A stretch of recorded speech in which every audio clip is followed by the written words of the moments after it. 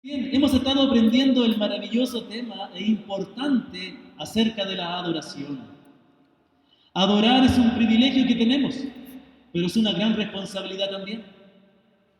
Hemos visto que la adoración es algo sumamente importante y es algo muy serio. Es tan importante la adoración que el libro de Romanos capítulo 1 dice que la ira de Dios se revela contra el hombre, quienes le niegan y se niegan a adorarle y a darle gracias. ¿Sabe qué? Ha sido maravilloso para mí esta semana, ya les contaré en detalle al final, que he podido estar visitando varias familias y estando en muchas reuniones familiares que Dios está levantando. Y en algunas de ellas les he dicho la pregunta que también les he hecho a ustedes. Creo que se las hice. ¿Cuáles son los pecados más graves? Y es interesante cuando la mayoría de las personas dicen que los pecados más graves son el adulterio o el asesinato. Pero qué maravilloso ver el rostro de las personas cuando por la escritura comprenden que los pecados más graves no son esos, sino que son aquellos que se cometen contra Dios. Negarle a Dios, negarnos a adorarle, negarnos a reconocer lo que Él es un pecado más grave. Y nosotros vivimos mucho tiempo sin adorar a Dios. Merecíamos la ira de Dios. Pero bendito nuestro Padre Celestial. Y nunca nos olvidemos de esta verdad, que nos envió a su Hijo, el Señor Jesucristo. Y Él nos perdonó por no haberle adorado ni dado gracias. Por lo tanto, cuando Cristo viene a nuestra vida y nos perdona y cambia nuestro corazón, ¿qué es lo que cambia entonces? De lo que antes no adorábamos a Dios, ahora nos transformamos en adoradores de Dios. Dice la palabra que nosotros somos el pueblo escogido, adquirido por Dios, comprado, rescatado, para que anunciemos las virtudes de Dios. Eso es adorarle.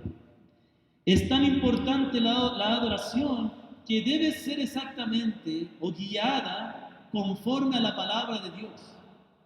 Que no es una adoración que depende de nuestra imaginación, que es conforme a los deseos de Él. Es un acto de humildad donde mostramos nuestro sometimiento a Dios. Hemos considerado no solamente la importancia de la adoración, sino también el contenido de la adoración. ¿Cuáles son las formas en que adoramos a Dios? Y hemos aprendido acerca de la importancia de la oración como un medio de adoración. La oración es la manera en que nosotros, habiendo sido pecadores, pero siendo reconciliados y limpiados por la sangre de Cristo, podemos entrar no a un monte que humeaba, sino a la presencia misma de Dios, a su trono glorioso, a la compañía de millares y millares de ángeles, a los espíritus de los santos hechos perfectos, dice la Escritura. De modo que tenemos en la oración un elemento importante en la adoración. Cuando nosotros adoramos, también tenemos que orar, pero no solamente oramos, primeramente oramos cuando el que está dirigiendo, que ha sido llamado por Dios, dirige la oración y los demás decimos amén. Estamos dirigiéndonos juntos a la presencia de Dios. Pero en la medida que usted está escuchando este sermón, en la medida que usted esté elevando sus cánticos a Dios, en la medida que usted escucha la lectura de la palabra, usted también debe estar orando a Dios, clamándole a Él, con sus labios, con su boca, diciendo, reconociendo lo maravilloso y todo lo que Dios dice en su palabra. Adorar, orar, es decirle, Señor, yo creo y reconozco lo que tú dices en tu palabra. También hemos visto que la oración debe hacerse en el nombre del Señor Jesucristo, lo cual implica haber reconocido a Jesús como el Señor y haber confiado en Él para la salvación de nuestra alma. Nadie que no haya sido limpiado por la sangre de Cristo podrá realmente adorar, podrá realmente ser escuchado favorablemente por Dios. La oración debe hacerse conforme a la voluntad de Dios y con mucha humildad y reverencia. No tenemos que orar con soberbia, no tenemos que presentarnos delante de Dios con altanería, con orgullo, como exigiendo de Él o esperando que Él haga conforme a nuestra voluntad. La oración es la manera en que nosotros nos sometemos a la voluntad de Dios. ¿Quién mejor que el Señor Jesucristo, que estando en el huerto de los olivos, el huerto de Getsemaní, perdón, soy malo para geografía, arrodillado, sintiendo ya el peso de nuestros pecados y expectante de recibir la ira de Dios, su sudor eran como grandes gotas de sangre. Y él clamó al Padre diciendo: si es posible que pase de mí esta copa, pero que no se haga mi voluntad, sino la tuya. ¿Qué mejor que el Señor, que nos enseña que en su humana debilidad, él clamó al Padre reconociendo lo duro que era para él enfrentar su ira, pero a la misma vez, en el mismo instante, sometiéndose a la voluntad del Padre? Esa es la oración, acercarnos a Dios para disponernos a hacer su voluntad.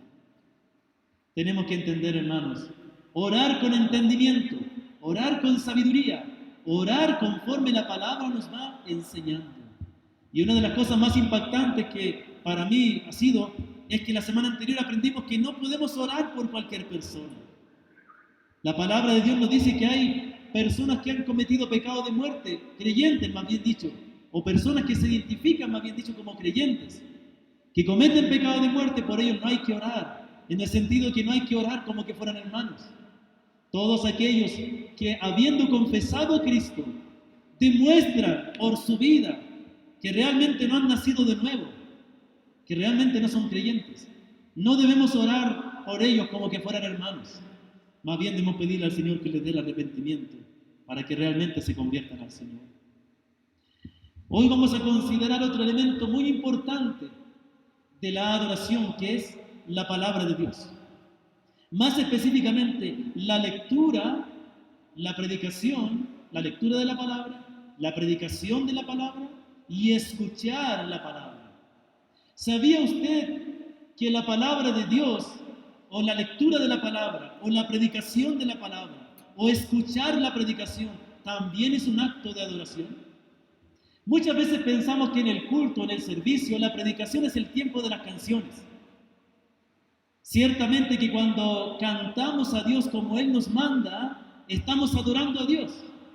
Pero también cuando la palabra es predicada, o cuando la palabra de Dios es leída, también estamos adorando. Es más, si pudiéramos decir cuál de las dos requiere mayor seriedad y mayor reverencia, aunque todo en la adoración requiere reverencia, podríamos decir que es cuando la palabra de Dios es expuesta. ¿Sabe? Cuando nosotros cantamos y cuando nosotros oramos, es la palabra nuestra que dirigimos a Dios. Y debe ser hecha conforme a la voluntad de Dios. Pero cuando la palabra de Dios es expuesta, es leída, es predicada, es la palabra de Dios la que está hablando. ¿Sí ve la diferencia? Por lo tanto, este momento que yo ahorita estoy predicando la palabra, esto es un acto de adoración. Vamos a considerar con respecto a esto en el día de hoy, vamos a centrarnos en el día de hoy en el valor que la palabra tiene, para que comprendamos la bendición que es tener la palabra de Dios por nosotros. Hermanos, una de las cosas más grandes que Dios nos ha dado, aparte de entregar a su Hijo por nosotros, ha sido darnos su palabra. En el día de hoy es algo tan maravilloso que podamos tener la palabra de Dios en todo momento, que la palabra de Dios pueda ser accesible, que nadie puede decir que no tiene acceso a la palabra de Dios. Solamente en el mundo hay algunas pocas lenguas o idiomas que todavía no han traducido la palabra, no se ha traducido ese idioma la palabra. Sin embargo, en casi todo el mundo occidental, la palabra de Dios está y está en abundancia. Dios sigue levantando cada día hombres y mujeres también conocedores de los idiomas originales para que traduzcan la palabra al idioma del pueblo.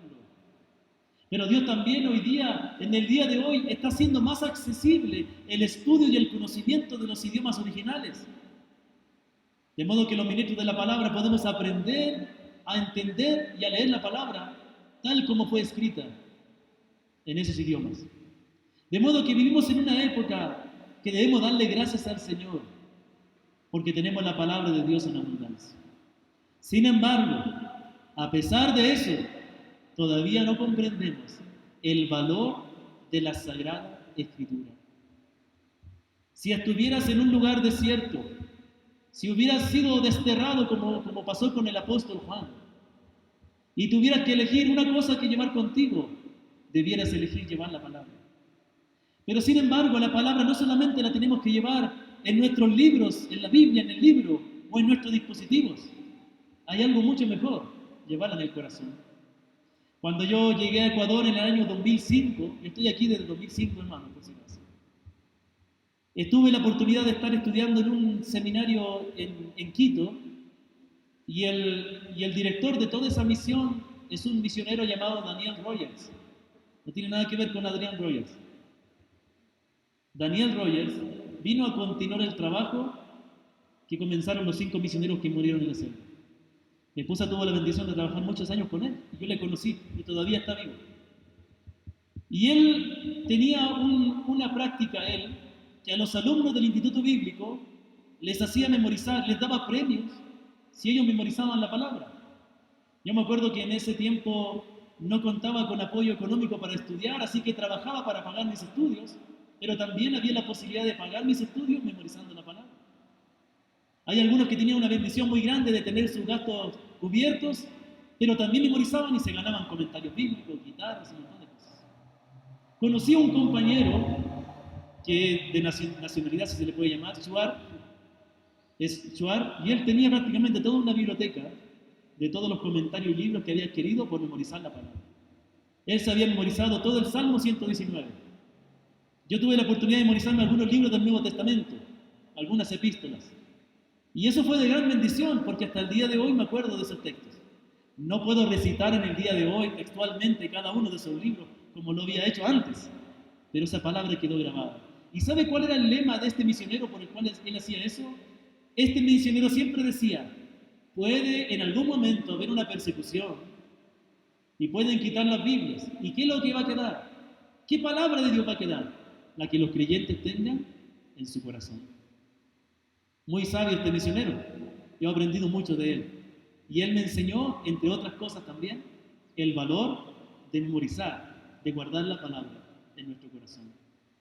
La palabra era tan valiosa, hermanos, en el tiempo de la Sagrada Escritura, en el tiempo del Nuevo Testamento, que cuando usted escucha al Señor Jesucristo, cuando usted ve en los evangelios al Señor Jesucristo enseñar la palabra, Él no estaba con los rollos ahí, Él citaba la palabra de memoria.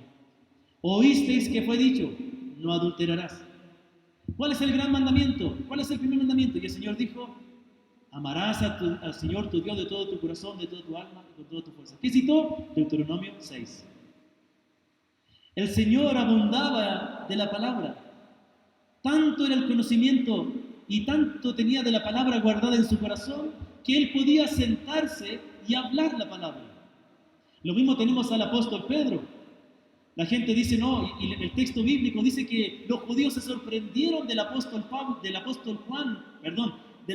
Pedro, cómo predicaba, porque era del vulgo, es decir, era del pueblo. No había sido una persona que tuvo una educación formal. No fue como Pablo. El apóstol Pablo estudió a los pies de Gamaliel.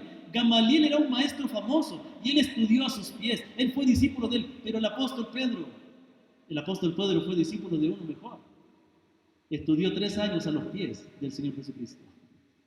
Pero cuando predica su primer sermón, el apóstol Pedro, aquel que había sido pescador, que ni siquiera muchos modales tiene que haber tenido, porque era un hombre de trabajo, un hombre tosco quizás, cita las profecías del Antiguo Testamento y el libro de los Salmos de memoria, porque ellos comprendían el valor de la palabra. ¿Qué tan valiosa es la palabra? ¿Qué tan importante es? Primeramente, yo quiero que entendamos la siguiente verdad. Primeramente, la palabra de Dios es importante. Sin embargo, antes de avanzar, no quiero dejar de decir algo. ¿Cuántas palabras tiene Dios? ¿Cuántas palabras tiene? ¿Cuántas palabras tiene Dios? 1, 2, 3. ¿Cuántas palabras tiene Dios? Solo una. Dios tiene una palabra. Es la palabra que Él habló cuando creó los cielos y la tierra, cuando habló con los profetas. Esa palabra es la misma que tenemos escrita. ¿Me comprende? Obviamente el contenido cambia, pero es la palabra Más bien dicho, Dios tiene solo una voz. Y esa es la que tenemos también en la Sagrada Escritura. ¿Amén? Vamos a ver, en primer lugar, la palabra de Dios es importante porque es el poder con que Dios hizo el universo y lo preserva. La palabra de Dios es importante porque por medio de ella hizo el universo y lo preserva. ¿Ha pensado usted en la grandeza del universo? Los que han tenido oportunidad de mirar por un telescopio han podido ver un poco de cerca la luna. Yo solo he tenido oportunidad de ver a través de microscopios, pero nunca de un telescopio. Pero es maravilloso cuando uno conoce toda la complejidad de la creación del cuerpo humano. El otro día estábamos aquí, permítame mencionar, con mi querido hermano Brian, y él tiene un microscopio electrónico. Y mis hijas estaban fascinadas, viendo las cosas que no es posible de ver con nuestros propios ojos, ¿no? Y cuando nosotros miramos en el microscopio, vamos viendo cosas que no es posible ver con nuestros ojos. Y vamos viendo más y más. Y si aumentamos la potencia de los lentes, más, y pareciera que fuera algo infinito. Cada día se encuentra algo más pequeño. Lo mismo es con el universo. Sea como sea este universo, es algo grandioso. Bueno, todo lo que vemos, todo este universo y aquello que no somos capaces de ver con nuestros ojos, todo fue creado y permanece por la palabra de Dios. Palabra que nosotros tenemos ahí en nuestras Biblias también. Dice la palabra en el Salmo 33, puede buscarlo usted en su Biblia. Salmo 33 es un cántico de alabanza a Dios. Y me encanta lo que dice al comienzo. Salmo 33. Alegraos, oh justos, en Jehová. En los íntegros es hermosa la alabanza. Aclamad a Jehová con arpa. Cantadle con salterio y decacordio. Cantadle cántico nuevo. Hacedlo bien tañendo con júbilo. ¿Por qué? ¿Por qué hay que alabar tanto a Dios? ¿Por qué este afán de este salmista de decirnos que alabemos a Dios? Porque recta es la palabra de Jehová y toda su obra es hecha con fidelidad. Sigamos avanzando. Él ama justicia y juicio. De la misericordia de Jehová está llena la tierra. Versículo 6, escuche. Por la palabra de Jehová fueron hechos los cielos y la tierra, y todo el ejército de ellos, por el aliento de su boca. ¿Usted ha visto el aliento alguna vez? Ciertamente que muchas veces hemos olido el aliento, pero verlo, cuando hay un día de frío, ¿qué pasa? Uno hace así y se puede ver. ¿Sabe por qué? Porque el frío condensa este aliento nuestro y queda como una pequeña nube. Dice que con el aliento del Señor fueron formados los cielos y la tierra y todo el ejército de ellos, todo el universo. Impresionante, ¿no? ¿Qué puede hacer usted con su aliento? Aparte de limpiar sus lentes, nada podemos hacer. Sí, ciertamente con nuestra boca podemos bendecir o podemos maldecir, podemos dar ánimo o podemos desmoralizar a alguien, pero nuestra palabra no tiene poder creador como el de Dios. Dice que todo este universo, toda la creación, podemos mirar a nuestro alrededor en este bello país que Dios nos ha dado vivir, Ecuador. Tantas montañas gigantes, inmensas. Todo fue creado por el aliento de Dios. Y el texto sigue avanzando. Permítame, sigue avanzando más abajo. Y dice así, versículo 6 dice, por la palabra de Jehová fueron hechos los cielos y la tierra y todo el ejército de ellos, por el aliento de su boca. Él junta como un montón las aguas del mar. Él pone en depósito los abismos. Tema a Jehová toda la tierra. Teman delante de él todos los habitantes del mundo. ¿Por qué? Versículo 9. Porque él dijo y fue hecho. Él mandó y existió. Hermano, estamos diciendo que ya es algo poderoso que Dios le dé la orden al mar y se calme. ¿Se acuerdan cuando el Señor hizo eso? Que Dios le diga a un muerto, ahí está el cuerpo, y resucite. Pero ¿cómo es posible que algo que no existe obedezca la palabra de Dios. Él mandó y existió. Él habló a lo que no existía y llegó a existir. Esa es la palabra de Dios. ¿Ha pensado en eso? Esa palabra que usted tiene ahí en su celular, ahí en su Biblia que tiene en sus manos, que está leyendo, esa es la palabra de Dios, creadora, que tiene el poder de que con el aliento, con su voz, con su orden, todo es hecho. Qué maravilloso, ¿no? También tenemos un texto maravilloso en Hebreos capítulo 11. Hebreos 11 es el capítulo de la fe. Léalo. Dice, pastor, a mí me falta fe. Lea Hebreos 12. Una vez en la mañana y otra vez en la tarde, y con esa dosis va a tener mucho de fe después. Y entonces Hebreos 11:1 comienza diciendo, es pues la fe, la certeza de lo que se espera, la convicción de lo que no se ve.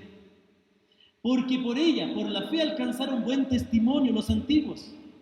Y versículo 3 dice estas maravillosas palabras. Por la fe entendemos haber sido constituido el universo. ¿Por qué? Por la palabra de Dios. De modo que lo que no se ve fue hecho de lo que no se veía. Es decir, lo que no existía vino a existir de lo que no se ve. Impresionante, ¿no? ¿Qué ocupó Dios para hacer todo? Solamente su palabra. De la palabra de Dios fluye todo. En Él estaba la vida y la vida era la luz de los hombres. ¿Y con qué dio la vida? Con su propia palabra. Interesante, cuando Dios crea al hombre también dice que Dios sopló en su nariz. ¿Y qué decía Salmo 33? Que todo fue hecho con el aliento de su boca. Entonces, hermanos queridos, tenemos en la palabra de Dios el poder de Dios de crear todo el universo. Algo tan sencillo, pero a la vez tan glorioso. La palabra de Dios es el medio por el cual Él creó el universo. Esto es algo maravilloso. Por eso el Señor elogió a este centurión romano, que dijo, Señor, mi siervo está enfermo, pero no soy digno, o mi hija, perdón. Me disculpan porque yo digo de memoria. ¿Ustedes sí me entienden, ¿no es cierto? ¿Sí me entienden? ¿Sí me perdonan? Uno dice la palabra de memoria porque uno quiere guardarla en el corazón. De modo que hay cosas que yo digo que no las tenía aquí, en el bosquejo. Entonces, si cometo un error, usted ya me conoce que yo amo la palabra, ¿no es cierto? No se enoja conmigo. Entonces, centurión, no me acuerdo si era su hija o su siervo, dice, Señor, pero no soy digno de que entres en mi casa. De esto sí me acuerdo bien. Solo di la palabra y sanará. Por eso el Señor bendijo a este hombre, porque él comprendió el poder de la palabra de Dios. Pero lo interesante, ¿no? Este hombre comprendió que el poder de Dios, el poder de la palabra de Dios, él comprendió. Pero a la vez, al decir eso de Jesús, ¿qué estaba diciendo el hombre? Tú eres el Dios que creó todo con el poder de su palabra. Él fue elogiado, el Señor Jesucristo dio buen testimonio de este hombre, porque este hombre comprendió justamente la autoridad de Cristo por medio de su palabra. También dice la palabra que este universo entero está siendo ahora, escúcheme, en este momento, está siendo preservado, sostenido por su palabra. Miren lo que dice 2 de Pedro capítulo 3. Aquí el apóstol Pedro está reprendiendo a aquellos que dudaban de la venida del Señor. Habían personas que se estaban burlando de la venida de Cristo, como que el Señor se había atrasado.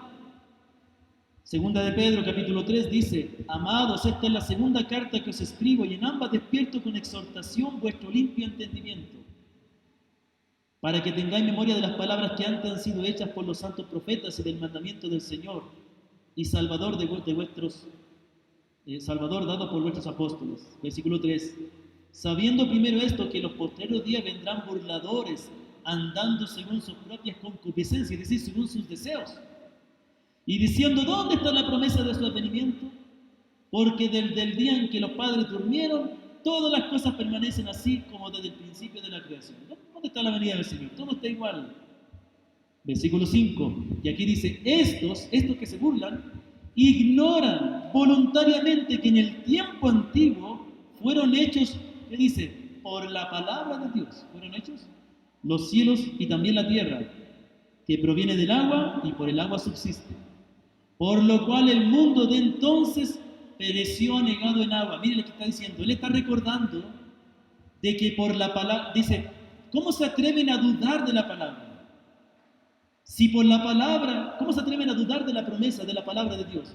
Cuando por esa palabra el Señor creó todo.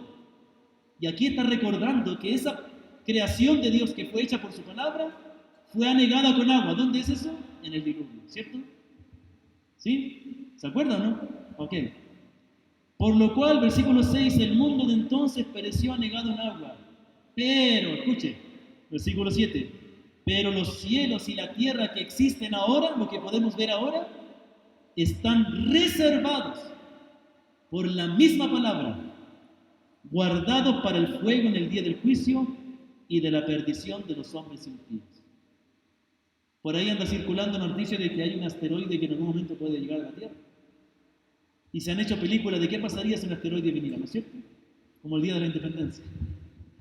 Ahora, creo, no sé, bueno, también soy malo para las películas. ¿Qué pasaría si un asteroide viene? ¿Sabe qué? ¿Cuántas cosas no han ocurrido en el mundo? ¿Cuántas guerras mundiales? ¿Cuántos terremotos? ¿Cuántos tsunamis?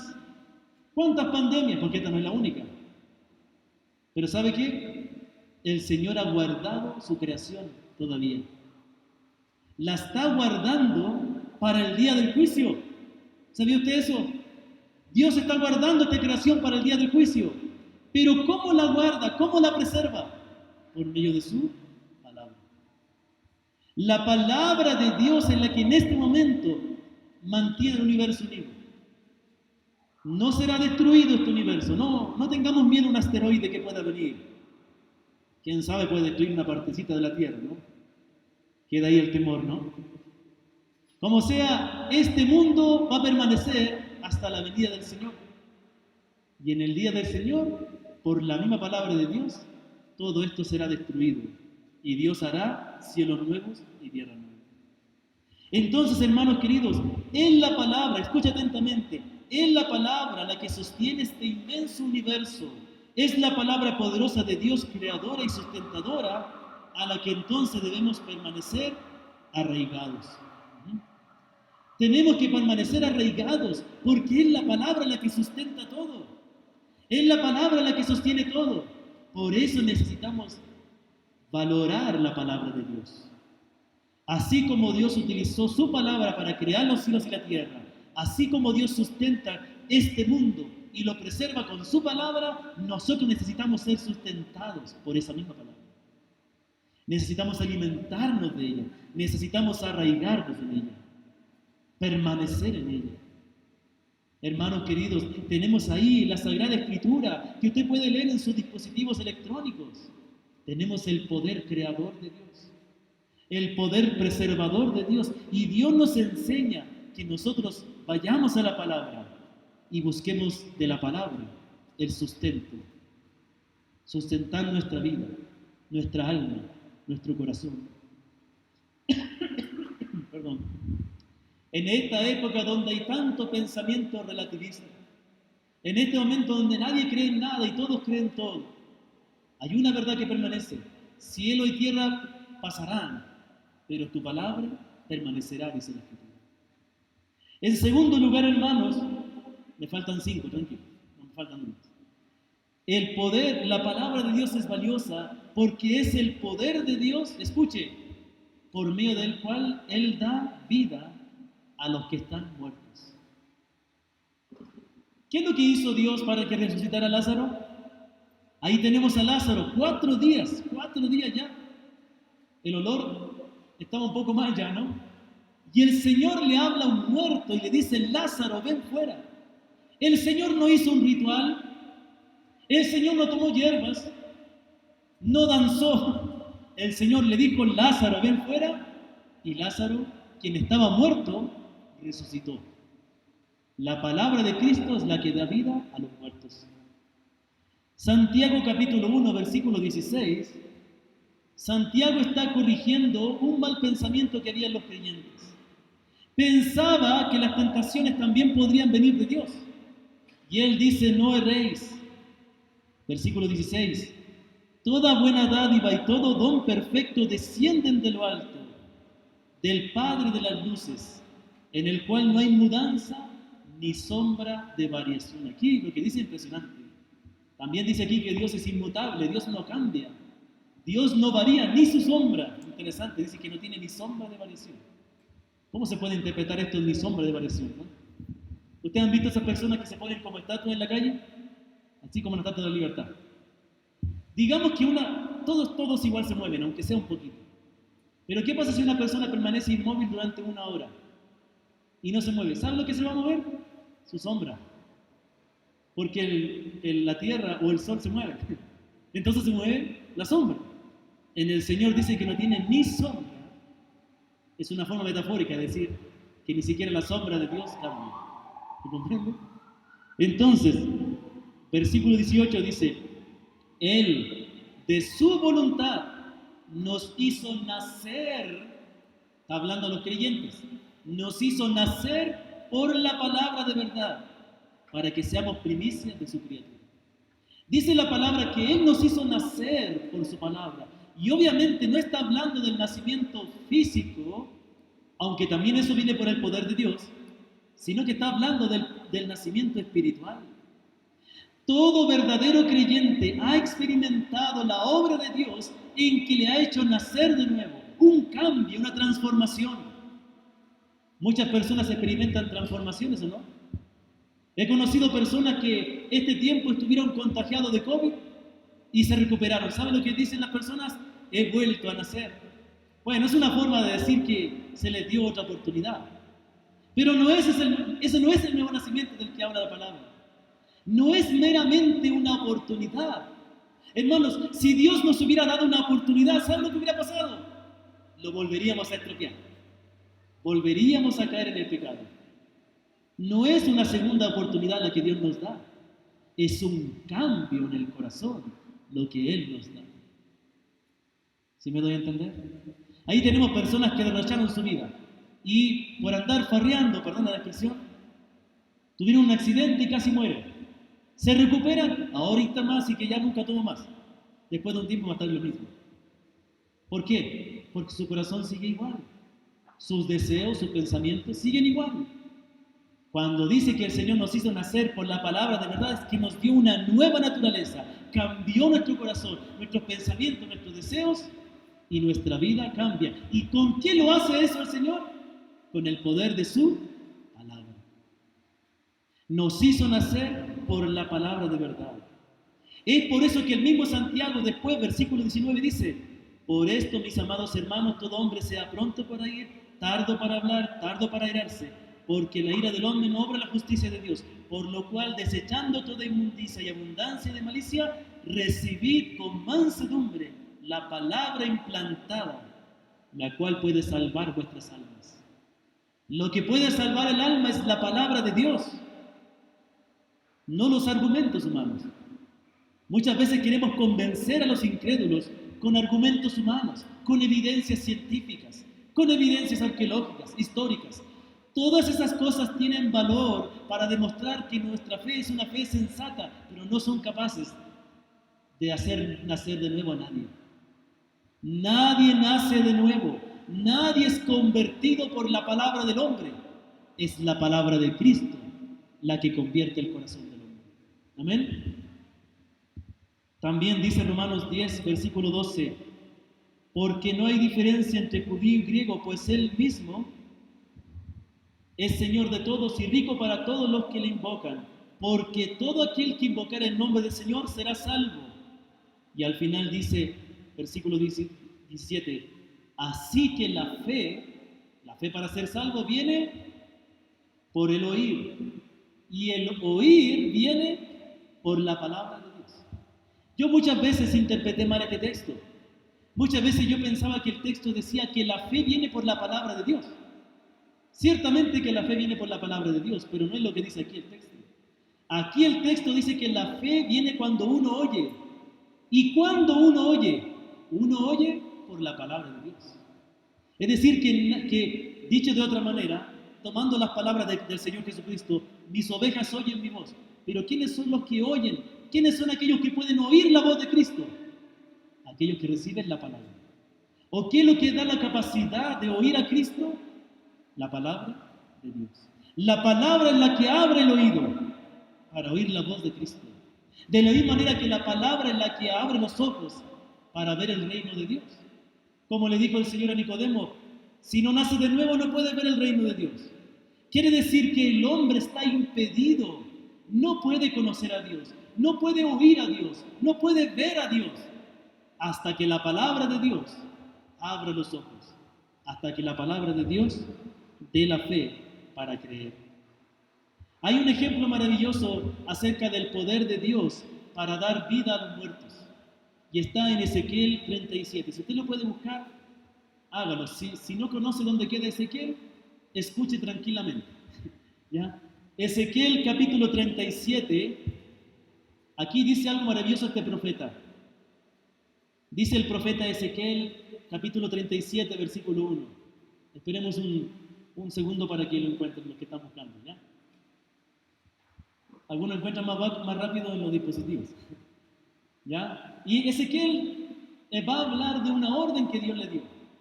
Una orden que si usted la hubiera escuchado, usted pensaría que usted escuchó mal. Ezequiel 37 dice, escuche atentamente, mire, ¿se está ahí escuchando? Hagamos silencio y escuchemos. La mano de Jehová vino sobre mí y me llevó en el espíritu de Jehová y me puso en medio de un valle que estaba lleno de huesos, y me hizo pasar cerca de ellos por todo el derredor, y he aquí que eran muchísimos sobre la faz del campo, y por cierto secos en gran manera. Permítame. Y me dijo, hijo de hombre, ¿vivirán estos huesos? Y dije, Señor Jehová, tú lo sabes. Me dijo entonces, profetiza sobre estos huesos y diles, huesos secos, oíd la palabra de Jehová. ¿Qué tenemos aquí? Que el Señor le dice al profeta que les predique a un montón de huesos ahí, osamentas. Versículo 5. Así ha dicho Jehová el Señor a estos huesos, he aquí yo hago entrar espíritu en vosotros y viviréis. Y pondré tendones sobre vosotros, y haré subir sobre vosotros carne, y os cubriré de piel, y pondré en vosotros espíritu, y viviréis, y sabréis que yo soy Jehová.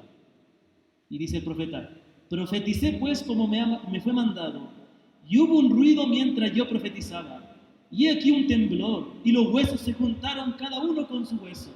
Y miré, y aquí tendones sobre ellos, y la carne subió, y la piel cubrió por encima de ellos, pero no había en ellos espíritu. Y me dijo, profetiza al espíritu, profetiza, hijo de hombre, di al espíritu, así ha dicho Jehová el Señor, espíritu, ven de los cuatro vientos, y sopla sobre estos muertos y vivirán. Y profeticé como me había mandado, y entró espíritu en ellos, y vivieron, y estuvieron sobre sus pies un ejército grande en extremo. Me dijo luego, hijo de hombre, todos estos huesos son la casa de Israel. Y aquí ellos dicen, nuestros huesos se secan, y pereció nuestra esperanza, y somos del todo destruidos. Y versículo 14 dice, y pondré mi espíritu en vosotros y viviréis, y os haré reposar sobre vuestra tierra, y sabréis que yo Jehová hablé, y lo hice, dice Jehová. ¿Qué tenemos aquí, hermanos? Esta es la obra que solo Dios puede hacer. No hay otra palabra que sea capaz de dar vida a los muertos. Hermanos, así como esos huesos secos, así estamos los seres humanos, muertos en nuestros delitos y pecados. No somos capaces de ver más allá de lo que hay en esta tierra. No comprendemos a Dios, no entendemos. Todo es confusión. Pero cuando la palabra de Dios obra, o el Espíritu obra por medio de su palabra en nosotros, Él nos da vida, nos resucita, nos da, como dice la Escritura, vida juntamente Cristo. Esta es la obra que solo Dios puede hacer. es lo que necesitamos para poder resucitar de esta muerte espiritual. ¿Cuántos de nosotros conocemos personas que aún no son salvos? Aún están muertos. Lo único que les puede dar vida es la palabra de Dios. Por eso tenemos un arma muy valiosa y es la palabra de Dios.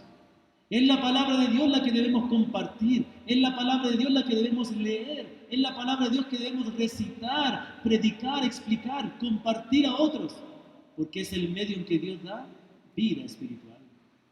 ¿Está alguno de ustedes dudando si realmente sea salvo? ¿Tienes temor de la ira de Dios? Ve a la palabra, anda a la palabra, escucha la palabra, porque es en la palabra donde Dios puede resucitarte. Y la última verdad, hay muchas más, pero la última verdad por la cual es valiosa la palabra de Dios es porque en la palabra de Dios se nos es revelado el Mesías de Dios, el Señor Jesucristo. El Señor Jesucristo estaba hablando con los fariseos, con los judíos. Ellos se enojaron con el Señor porque Él había sanado a un hombre en día de reposo y le había dicho que lleve su camilla. Estos hombres vinieron enojados contra Jesús y Jesús les va a decir que ellos, a pesar de pensar que conocían la palabra, la ignoraban porque no podían encontrar a Jesús en la palabra. ¿Sabe qué es conocer la palabra? Hay gente que ha dicho, yo he leído la Biblia muchas veces. Yo la he leído de tapa a tapa, de cabo a rabo. Claro, la palabra de Dios yo la he leído. Pero si no has encontrado a Cristo en ella, no conoces la palabra, no la entiendes. El Señor Jesucristo reprendiendo a estos judíos que pensaban que conocían la palabra, pero la ignoraban, les dice en Juan 5:39, escudriñad las Escrituras, porque a vosotros os parece que en ellas tenéis la vida eterna, y ellas son las que hablan de mí, pero vosotros no queréis venir a mí para tener esa vida. ¿Qué les quiso decir con estas palabras? Él les dijo, conozcan realmente la palabra. Ustedes dicen que saben la palabra, pero no crean mi testimonio, dijo el Señor. Ellos conocían la ley, pero no la entendían. Sabían de la ley, pero no la conocían, porque no se dieron cuenta que ahí estaba el Mesías del cual hablaba la ley. La palabra de Dios, por sobre todas las cosas, es un tesoro valioso, incalculable, y debe ser de mucho valor, porque en la palabra de Dios es donde nos encontramos con Cristo. ¿Sí ha leído el Salmo 1? Bienaventurado el varón que no anduvo en consejo de malos, ni estuvo en camino de pecadores, ni en silla de escarnecedores se sentado, sino que en la ley de Jehová está su delicia, y en su ley medita de día y de noche. Será como árbol plantado junto a corrientes de agua, que da su fruto en su tiempo y su hoja no cae, y todo lo que hace prosperará. Y cuando nosotros leemos ese salmo decimos, tengo que amar la palabra para que Dios me bendiga. No es el mensaje principal. ¿Tú puedes amar la palabra de Dios siempre? ¿Cuántos de ustedes aman la palabra? Digan la verdad, ¿o no? ¿Sí? ¿Le va bien en todo? No, no nos va bien en todo. Porque aunque amamos la palabra, tampoco la cumplimos a la perfección. ¿Cuántos de ustedes nunca siguen el consejo de los malos? A pesar de que amamos a Dios, igual lo hacemos. Entonces, ¿para qué fue escrito el Salmo 1? Bueno, para alentarnos a amar la palabra, para que persigamos esa bendición. Pero no es el mensaje principal. Para mostrarnos que nosotros no somos ese hombre bienaventurado. Para mostrarnos que nosotros a veces sí seguimos el consejo de los malos. Y que nosotros no nos dedicamos en la palabra. Y entonces, ¿qué queda? Queda uno solo que la cumplió. Queda uno solo que vive así. ¿Quién es? El Señor Jesucristo. ¿Quién es ese hombre bienaventurado? Es Cristo, el perfecto, el que hizo la voluntad del Padre en todo, el que nunca aceptó el consejo de los malos, el que todo lo que hace prosperará. Toda la Escritura nos habla de Cristo. Para terminar, les recuerdo lo que ustedes ya saben. Algunos dirán, ¿y por qué esta iglesia se llama Emaús? Bueno, es un nombre simplemente. ¿Cuál es el nombre de la iglesia? Iglesia. Emaús era una ciudad cuyo nombre significa aguas calientes. Era como el baño de Israel. Habían quizás termas, no sabemos. Pero el punto es que cuando el Señor murió y luego resucitó, habían dos discípulos que todavía no habían visto al Señor resucitado. Ellos se quedaron con que el Mesías murió. Y dice que estos dos discípulos iban de Jerusalén de vuelta a Emaús, a esa ciudad donde ellos vivían seguramente. Y se iban tristes, cabizbajos, frustrados. Y el Señor resucitado se les aparece, pero ellos no se dan cuenta. Y cuando ellos le cuentan al Señor toda la frustración que ellos tenían, porque no entendían por qué el Mesías había muerto, el Señor les reprende. El Señor les reprende. Y en Juan capítulo 24, versículo 25, el Señor les dice: oh insensatos y tardos de corazón para creer todo lo que los profetas han dicho.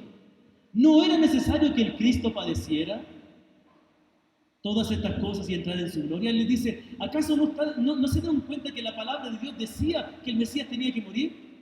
Y entonces dice la palabra, comenzando desde Moisés y siguiendo por todos los profetas, le declaraba en todas las escrituras lo que de él decían. Tomando la escritura, dice que le mostró en la ley de Moisés y en los profetas, le declaraba todo lo que las escrituras decían de él.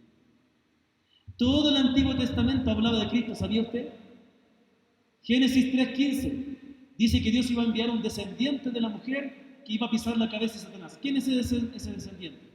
El Señor Jesucristo. Tenemos a Abel. Abel fue un hombre justo, que fue obviamente justificado por Dios, que fue matado por su hermano. ¿Y qué pasó con el Señor Jesucristo? Sus hermanos, los judíos, lo entregaron a la muerte. Tenemos a Isaac, que tenía que ser sacrificado. Abraham, cuando estaba a punto de sacrificar a su hijo, Dios provee de un carnero, y el carnero ocupa el lugar de Isaac. Cristo ocupó nuestro lugar. Pero también Isaac refleja a Cristo, porque así como el padre Abraham tenía que sacrificar a su hijo Isaac, aunque no lo pudo hacer, en la cruz el padre sacrificó a su hijo. Cristo está en todas partes. Si tú vas a la Escritura y no encuentras a Cristo, no has entendido nada. ¿Qué tan importante es la palabra? Hay muchas cosas más acerca de la palabra de Dios que demuestran su valor. Pero podemos decir que hemos aprendido estas tres verdades que demuestran que la palabra es única. Nadie más puede hacer lo que la palabra hace. Solo ella es el poder por medio del cual Dios creó todas las cosas y sustenta todas las cosas. Solo la palabra de Dios es la que puede cambiar nuestro corazón, de modo que resucitemos a una vida nueva. Y solo la palabra de Dios es la que nos muestra al Mesías, para que nosotros vayamos a Él y tengamos salvación. Por ello la palabra de Dios tiene un valor primordial, principal en la adoración, de lo cual meditaremos la próxima semana. Para terminar, consideremos la palabra de Deuteronomio capítulo 8. El Señor les recuerda a su pueblo y les dice, versículo 3, Dios te afligió. Escucha atentamente esta palabra. Dios le dice a su pueblo de Israel, Dios te afligió y te hizo tener hambre y te sustentó con maná, comida que no conocías tú ni tus padres la habían conocido, para hacerte saber que no solo de pan vivirá el hombre, sino de toda palabra que sale de la boca de Dios vivirá el hombre. ¿Sabe lo que Dios dice en su palabra? Dios le dijo a su pueblo Israel, yo te afligí y te hice pasar hambre, te hice comer ese maná, para que tú entiendas que no solo de pan vive el hombre, sino de toda palabra que sale de la boca de Jehová vivirá el hombre. Estas palabras citó el Señor cuando Satanás le estaba tentando a pecar. Y es la palabra que dice Deuteronomio. Hermanos, a veces las circunstancias difíciles que nos toca vivir es la manera que Dios utiliza para decirnos que nada puede sustentar nuestra alma, nada puede sostener nuestra vida como la palabra de Dios. Es por eso, hermano, que leas la palabra de Dios. Memorícela, compártala, ámala, y que ella sea tu fuente de vida, sabiduría y felicidad. Que la palabra de Dios sea puesta en alto en nuestra iglesia, pero también en cada hogar, en cada familia. ¿Cuánto tiempo pasas leyendo la palabra? ¿Es valiosa la palabra? ¿Sí o no? ¿Amén? Entonces, ¿por qué la lees tan poco? ¿Por qué tampoco la compartes con otro? La palabra de Dios es fundamental. En ella encontramos a Cristo. Y si tú la compartes a tu familia, ¿sabes lo que va a pasar? Tu familia va a encontrar a Cristo en la palabra. Que el Señor bendiga su palabra. Pongámonos de pie. Vamos a orar.